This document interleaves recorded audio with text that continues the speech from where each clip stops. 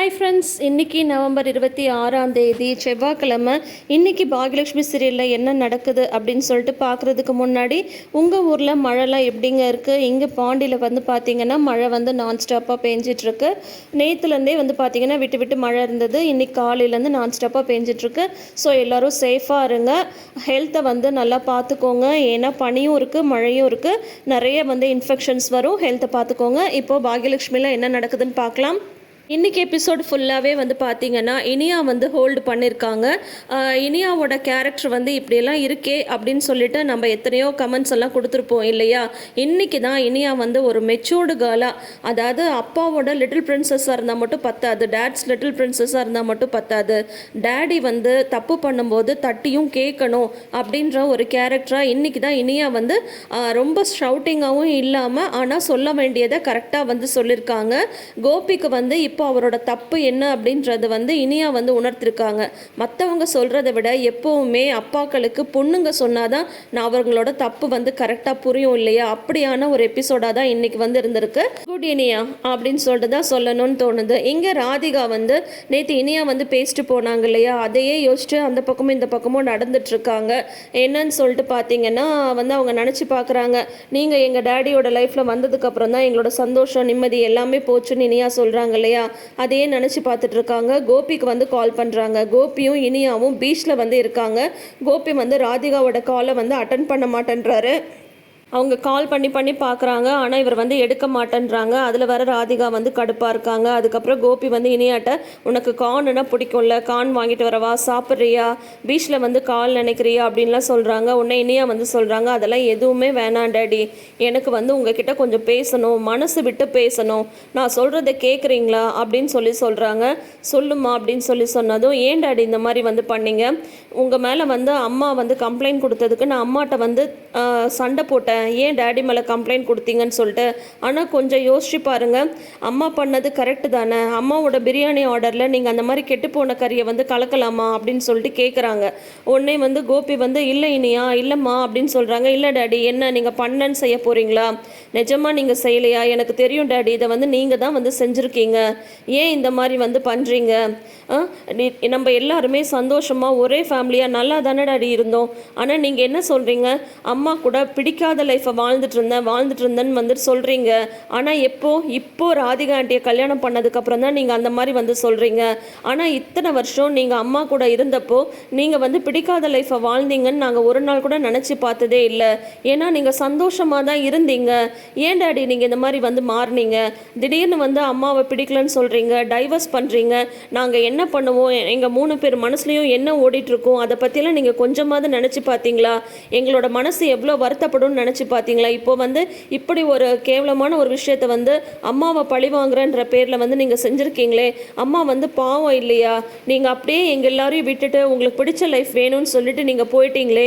என்னை பற்றி, செழியனை பற்றி, எழிலனை பற்றி எப்பயாவது நினச்சி பார்த்துருக்கீங்களா? ஆனால் நாங்கள் வந்து அதை பற்றிலாம் எவ்வளோ பேசியிருக்கோம், எவ்வளோ அழுதுருக்கோன்னு உங்களுக்கு வந்து தெரியுமா? நான் எத்தனையோ நாள் தூங்காமல் அழுதுகிட்டே வந்து இருந்திருக்கேன். செழியண்ணன்கிட்ட, எழிலண்ணன்ட்டெல்லாம் நாங்கள் எல்லாமே இதெல்லாம் உட்காந்து பேசுவோம். எங்கள் லைஃப்பில் என்ன நடக்குதுன்னே தெரியாத இடத்துலலாம் நாங்கள் வந்து இருந்திருக்கோம் தெரியுமா வந்து உங்களுக்கு? ஆனால் இருந்தாலும் அம்மா வந்து உங்கள் மேலே கம்ப்ளைண்ட் கொடுத்ததும் அதை வாபஸ் வாங்க சொல்லி சொன்னோம்.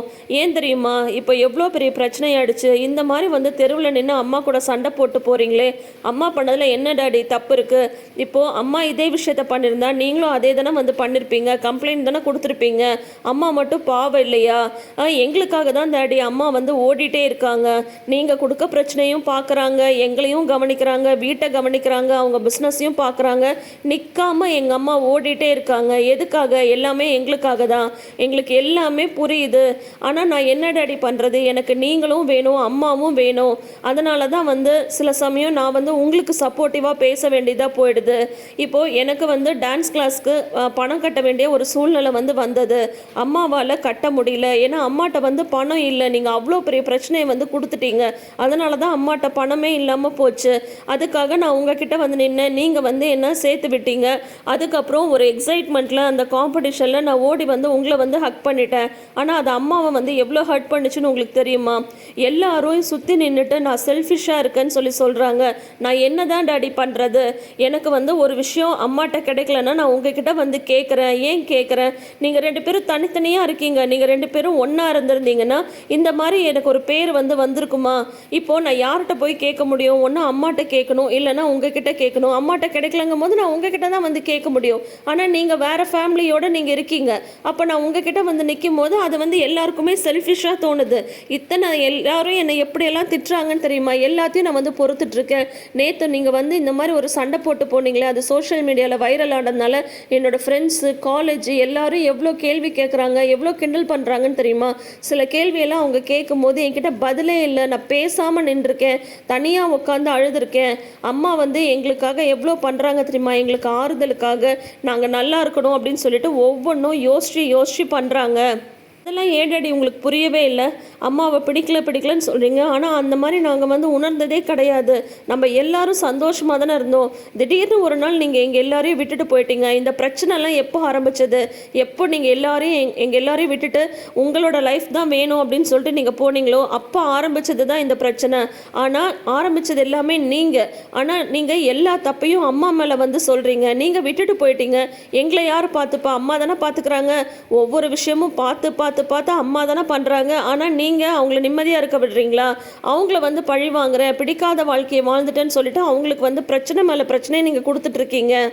எங்கள் மேலெல்லாம் உங்களுக்கு அக்கறையும் இல்லை, நாங்கள் என்ன நினைப்போன்றதை பற்றி கவலையும் இல்லை அப்படின்றாங்க இனியா. உன்னை கோபி வந்து சொல்கிறாங்க, சச்சா இனியாம்மா அப்படியெல்லாம் இல்லைம்மா, உங்கள் 3 பேர் மேலேயும் எனக்கு அக்கறை இருக்குது. இப்போ கூட பாரு, எழிலுக்கு வந்து அந்த சினிமா சான்ஸ் வந்து நான் தானே வாங்கி கொடுத்தேன் அப்படின்னு சொல்கிறாங்க. எழிலுக்கு என்னை பிடிக்காது தான், இருந்தாலும் நான் வாங்கி கொடுத்தேன். செலியனோட லைஃப்லேயும் ஒரு ப்ராப்ளம் போயிட்டுருக்கு, அதை எப்படி கரெக்ட் பண்ணுறதுன்னு நான் வந்து யோசிச்சுட்ருக்கேன் அப்படின்னு சொல்கிறாரு கோபி. உன்னை இனியா சொல்கிறாங்க, எழிலனுக்கு சான்ஸ் வாங்கி கொடுத்தீங்க, இல்லைன்னு சொல்லலை, ஆனால் அதோட நீங்கள் வந்து நின்னீங்களா? அண்ணனோட படப்பூஜையில் அம்மா கலந்துக்க கூடாதுன்னு சொல்லிட்டு நீங்கள் தான் கண்டிஷன் வந்து போட்டிருக்கீங்க. கொஞ்சம் யோசிச்சு பாருங்கள். அம்மா மட்டும்தான் அண்ணன் வந்து படம் எடுக்கணும்னு அவ்வளோ ஆசைப்பட்டாங்க, சப்போர்ட் பண்ணாங்க. அப்போது அந்த பூஜையில் வந்து அம்மா கலந்துக்கணும்னு சொல்லிட்டு அண்ணன் எவ்வளோ ஆசைப்பட்டிருக்கோம். அண்ணன் அம்மா பேரில் வந்து படம் எடுக்குது. அந்த நேம் போர்டை திறக்கும் போது அம்மாவோட ரியாக்ஷன் பார்க்கணுன்னு சொல்லிட்டு அண்ணன் எவ்வளோ ஆசைப்பட்டிருக்கோம். ஆனால் உங்களோட சின்ன சந்தோஷத்துக்காக எல்லாத்தையும் நீங்கள் கெடுத்துட்டீங்கல்ல. அண்ணனோட உணர்வுக்கு நீங்கள் மதிப்பு கொடுத்துருந்தா இந்த மாதிரி ஒரு கண்டிஷன் நீங்கள் வந்து போட்டிருப்பீங்களா? அண்ணன் வந்து பட விழா போடும்போது அம்மா வந்து அங்கே இருந்திருந்தா அம்மா எவ்வளோ சந்தோஷப்பட்டிருப்பாங்கன்னு உங்களுக்கு வந்து தெரியுமா? ஆனால் நீங்கள் உங்கள் சந்தோஷத்துக்காக எல்லாருமே கஷ்டப்படுத்திட்டு இருக்கீங்க. அண்ணனோட மனசு நீங்கள் நோகடிச்சிட்டீங்க. அண்ணன் எவ்வளோ வருத்தப்பட்டிருக்குன்னு சொல்லிட்டு எனக்கு வந்து நல்லாவே தெரியும். ஆனால் அதையும் நீங்கள் தான் வந்து செஞ்சுருக்கீங்க. அம்மா மேலே என்ன தப்பு டாடி இருக்குது? ஏன் இந்த மாதிரி பண்ணுறீங்க அப்படின்னதும், இல்லை தாத்தா இறந்தப்போ வந்து நான் வந்து எந்த காரியமும் பண்ணவில்லை, கொஞ்சம் யோசிச்சு பாருங்கள். அம்மாவா சொன்னாங்க? அம்மாவா நீங்கள் தாத்தாவுக்கு எதுவுமே செய்யக்கூடாதுன்னு சொன்னாங்க? அது வந்து தாத்தா பாட்டிக்கிட்ட வந்து சொன்ன ஒரு விஷயம். பாட்டி வந்து தாத்தாவோட ஆசையை நிறைவேற்றி வச்சாங்க. அதுதான் நடந்தது. இங்கே எங்கேருந்து டாடி அம்மா வந்தாங்க? பாட்டி சொன்னதை அம்மா வந்து செஞ்சாங்க, அவ்வளோதான். அதுக்காக நீங்கள் வந்து அம்மாவை வந்து பழி வாங்குவீங்களா? நீங்கள் பண்ணதில் ஏதாவது ஒரு நியாயம் இருக்கா?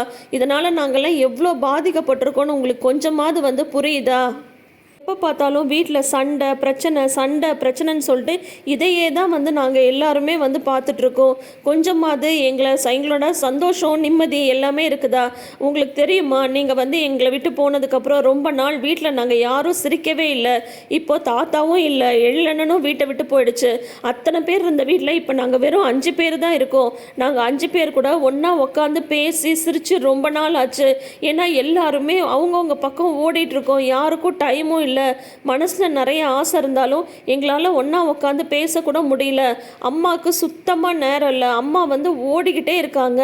ஆனால் அவங்களுக்கும் நீ ஏங்க டாடி இவ்வளோ பிரச்சனை தரீங்க? இது எல்லாத்தையும் யோசிச்சு நான் வந்து நானாகவே இல்லை டாடி. ஆக்சுவலாக இன்றைக்கி வந்து நான் உங்கள் வீட்டுக்கு வந்து ராதிகா ஆண்டிகிட்ட அந்த மாதிரி பேசியிருக்க கூடாது தான், தப்பு தான். ஏன்னா வந்து நீங்கள் அங்கே இல்லைன்னு சொன்னதும் நான் பேசாமல் தான் வந்தேன். ஆனால் அவங்க அம்மா தான் வந்து அம்மாவை பற்றி தப்பாக பேசினாங்க. அம்மாவை பற்றி தப்பாக பேசும்போது நான் எப்படி பதில் பேசாமல் இருக்க முடியும். ஆனால் நான் வந்து அவங்க கிட்ட பேசியிருக்கணும். மாறா நான் வந்து ராதிகா ஆண்டியை வந்து நான் திட்டிட்டு வந்தேன். ஏன்னா நான் என்ன பண்ணுறேன்னு எனக்கு புரியல. எனக்கு அவ்வளோ ஸ்ட்ரெஸ்ஸாக இருக்குது. என்னை சுற்றி ஃபுல்லாக பிரச்சனையாக இருக்கிற மாதிரி மட்டும்தான் எனக்கு வந்து தோணுது. இது எல்லாத்துக்கும் காரணம் யார்? நீங்கள் தானே. உங்களோட சுயநலம் தான், உங்களோட செல்ஃபிஷ்னஸ் தான் இது எல்லாத்துக்குமே காரணம். என்ன வேணாம் டாடி, என்னால் முடியல டாடின்னு சொல்லிட்டு இனி அப்படியே உட்காந்து அழறாங்க. கோபிக்கு ரொம்ப ஒரு மாதிரி கஷ்டமாக போயிடுது. அப்போ பார்த்து கரெக்டாக பாக்யா வந்து கால் பண்ணுறாங்க. பாக்யா வந்து கால் பண்ணவும் கோபியே வந்து எடுத்து அட்டன் பண்ணுறாங்க இனியாவோட மொபைல்லேருந்து. கோபியோட குரல் கேட்டதும் இனியா அப்படின்னு சொல்லிட்டு கேட்குறாங்க பாக்யா. இனியாவும் நானும் இங்கே பீச்சில் தான் இருக்கோம், ஒன்றும் பிரச்சனை இல்லை, அவள் என் கூட தான் இருக்கா, சேஃபாக இருக்கா, கொஞ்சம் நேரத்தில் வந்துடுவோம் அப்படின்னு சொல்கிறாங்க. சரி ஓகேன்னு சொல்லிட்டு பாக்யாவும் வச்சிடுறாங்க. எங்கே கோபி வந்து இனியாவை கூட்டிகிட்டு போயிருக்கான், எங்கே இருக்காங்களா அப்படின்னு சொல்லி கேட்டதும் அவங்க 2 பேரும் பீச்சில் தான் இருக்காங்களா அப்படின்னு சொல்கிறாங்க. உடனே வந்து பாட்டி வந்து சொல்கிறாங்க, கோபி வந்து இனியாவை கூட்டிகிட்டு போயிருக்கான், அந்த ராதிகா வந்து சொல்லிவிட்டுருப்பா இந்த மாதிரி வந்து இனியா வந்து திட்டிட்டு போனான்னு சொன்னதும் கோபி வந்து இனியாவை திட்டுவான்னு சொல்லிட்டு அவள் வந்து எதிர்பார்த்துட்ருப்பா. அது எப்படி கோபி வந்து இனியாவை திட்டுவான்? இனியா மேலே தான் கோபி வந்து உயிரே வச்சுருக்கானே. அது வந்து அந்த ராதிகாவுக்கும் அவங்க அம்மாவுக்கும் புரியல அப்படின்னு சொல்லும்போது, இல்லை எனக்கு ஒரு விஷயம் வந்து புரியல. என்ன தான் நான் வந்து பார்த்துக்கிட்டாலுமே இந்த பொம்பளை பிள்ளைங்களுக்கு அப்பான்னா தான் பிடிக்குது. அப்பா வந்து என்ன தப்பு வேணால் பண்ணலாம், என்ன வேணால் பண்ணலாம், திட்டலாம், என்ன வேணால் பண்ணலாம். ஆனால் இந்த பொண்ணுங்களுக்கு அது ஒரு விஷயமாவே தெரியாது.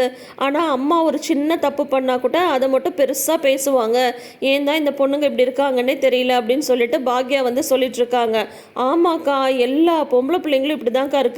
அப்பா எந்த தப்பு பண்ணாலும் உடனே அப்பான்னு தான்க்கா ஓடுது அப்படின்னு சொல்கிறாங்க. உன்னை பாட்டி வந்து சொல்கிறாங்க, நீ அப்படி ஏன் பாக்யா நினைக்கிற? கோபி வந்து வெளியே போகலான்னு சொல்லி கூப்பிட்டப்ப கூட இனியா வந்து உடனே உன் முகத்தை தானே பார்த்தா. கோபி நம்மளெல்லாம் விட்டுட்டு போனப்போ கூட இனியா வந்து உன் கூட தானே இருந்தா, உனக்காக தானே நின்னா, இப்பயும் அவன் உன் கூட இருக்க தானே ஆசைப்பட்றா அப்படின்னு சொல்லும்போது, அதான் ஒரு தடவை அவங்க அப்பா கூட போனால அப்படின்னதும் போனா, ஆனால் மறுபடியும் உன்கிட்டயே திரும்பி வந்துட்டால, உனக்காக தானே எப்போவுமே வந்து சப்போர்ட் பண்ணிகிட்ருக்கா, நீ அந்த மாதிரிலாம் ஒன்றும் நினைக்காது அப்படின்னு பாட்டி வந்து சொல்லிட்டுருக்காங்க. சரி, கோபியோட விஷயத்தில் நீ என்ன முடிவெடுத்திருக்க அப்படின்னதும், புரியலத்த நீங்கள் எதை கேட்குறீங்க அப்படின்னதும், இல்லை சரி ஏதோ கோபத்தில் வந்து கேஸ் கொடுத்த, அவனும் ஒரு நாள் ஃபுல்லாக போலீஸ் ஸ்டேஷனில் இருந்துட்டு வந்தான், எல்லாம் சரிதான். இப்போ நீ இந்த கேஸை வந்து வாபஸ் வாங்கிடலாம்ல, யாருக்காக இல்லைனாலும் இனியாக்காகவாது வாபஸ் வாங்கலாம்ல.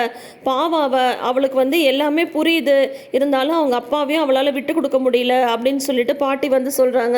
உடனே வந்து பாக்யா வந்து சொல்கிறாங்க, அத்தை நான் காலை வந்து முன்னாடி வச்சுட்டேன், இதுக்கப்புறம் என்னால் வந்து பின்வாங்க முடியாது. இப்போ நான் கேஸை வந்து வாபஸ் வாங்கினா இப்போ மறுபடியும் நான் தான் ஏதோ தப்பு பண்ணியிருக்கேன்ற மாதிரி எல்லாமே வந்துடும். அதனால் இந்த கேஸ் வந்து அது பாட்டிக்கு போகட்டும், இதை பற்றி நீங்கள் எதுவுமே பேசாதீங்க அப்படின்னு சொல்லிட்டு பாக்யா வந்து சொல்லிடுறாங்க. இங்கே வந்து பீச்சில் வந்து பார்த்தீங்கன்னா இனியா அழுதுட்டுருக்கிறதுனால கோபி வந்து ரொம்ப ஒரு மாதிரி தர்ம சங்கடமாக இனியா வந்து பார்த்துட்ருக்காங்க. சாரி இனியாம்மா, இனிமேல் வந்து நான் இந்த மாதிரி எதுவுமே பண்ண மாட்டேன், சாரிடா, அப்பாவை மன்னிச்சிடு, அப்பா பண்ணது தப்பு தான் அப்படின்ற மாதிரி இனியாவை வந்து சமாதானப்படுத்திட்டு இருக்காரு கோபி. ஆனால் இத்தனை எபிசோட்ஸாக பார்த்த இனியா வேறு, இன்றைக்கி இருந்த இனியா வேறு அப்படின்ற மாதிரி தான் வந்து தோணுச்சு. அப்பாவும் வேணும் அம்மாவும் வேணும் அப்படின்றது அவங்களோட மனநிலையாக இருக்குது. அவங்களால அப்பாவையும் விட்டு கொடுக்கவும் முடியல, அம்மாவையும் விட முடியல அப்படின்ற ஒரு மனநிலையை பற்றி ரொம்ப அழகாக வந்து இன்றைக்கி வந்து சொன்னாங்க. ரொம்ப நாள் கழித்து பாக்யலட்சுமியோட ரைட்டர் வந்து இப்போ தான் டைலாக்ஸ்லாம் கரெக்டாக எழுதுகிறாங்கன்னு நான் நினைக்கிறேன். இனியாவோட இந்த மாற்றத்தை பற்றி நீங்கள் என்ன நினைக்கிறீங்கன்றதை மறக்காமல் கமெண்ட் செக்ஷனில் வந்து சொல்லுங்கள். தொடர்ந்து அப்டேட்ஸ்க்கு நம்ம சேனலை சப்ஸ்கிரைப் பண்ணிக்கோங்க. நோட்டிஃபிகேஷன் பெல் ஐக்கானில் ஆல் சிம்பிள் கிளிக் பண்ணிக்கோங்க. தேங்க்யூ.